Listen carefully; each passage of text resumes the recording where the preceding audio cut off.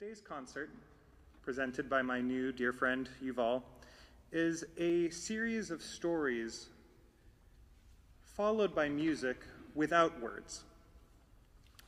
And like many performers, Yuval and I were talking about how he sees his musical practice tied to a secondary identity as a storyteller. And as a singer, I often feel the same. For me, there's something about the ubiquitous use of text as part of song and our assumptions about how the voice will carry language that conflate together in my mind. So this particular performance is titled Nefesh, which is a Hebrew word that commonly translates to soul or sentience, mind. According to Britannica, Nefesh originally meant neck or throat, which for me connects the idea of sentience to language itself. And biblically, the very concept of sentience and creation are connected directly with the concept of language. In the beginning was the Word, and God said, "Let there be light." But the structure of this program plays with the concept of storytelling. Here we have stories, prayers really, that have been turned into song and then arranged for an instrument to be played without words. Even without words, however, the narrative arc is still present, and it's one that tells an emotional, introspective story of the heart. It's the form of music that matches that familiar arc of a narrative. It starts with an introduction, there's a rising action, there's a climax, there's a resolution, and even if there are no specific characters or plot, there is a sense of a journey. Storytelling in a narrative performance becomes a kind of ritual, one where we are given the opportunity to undergo the formative arc of the story, gaining insights and understandings along the way, and are thus changed. What determines the depth of that transformation is the space we keep between ourselves and the true substance at the center of the story.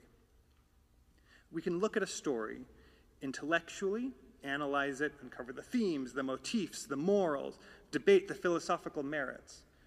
Or we can go a step further and take it as an emotional experience, be swept up in the beauty, moved by the heartache, the triumph, the loss, experience a personal catharsis alongside the characters. Or we can go a step further.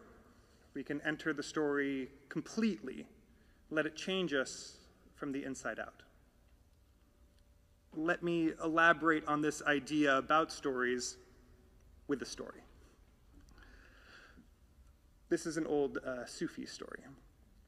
One day, a group of moths gathered, discussing how they might better understand the nature of a burning candle. At first, they send an intellectual moth, who examines the candle and reports back. A candle is bright, a candle is warm, a candle is inviting.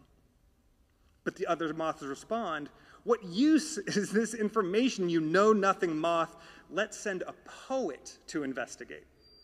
So the poet moth approaches the candle, studying the flame and feeling its heat until it flickers and catches the end of its wing. The poet returns and says, "A candle blazes. It is red and gold flame. It rises like the sun and burns. Look how it singed my wing." But the moths respond, "Poet, these are beautiful words, but we still don't understand. What is a candle?" Then, in a burst of spiritual ecstasy, a moth rises up and violently flings itself into the flame of the candle and is consumed. A silence falls on the moths as they realize only one who merges fully with the flame will understand its true nature. While this allegorical Sufi story, which uses the moth's flight into the fire as a metaphor for overcoming the ego in order to reach oneness, it also demonstrates what is possible when we fully open ourselves to the soul-changing magic of art.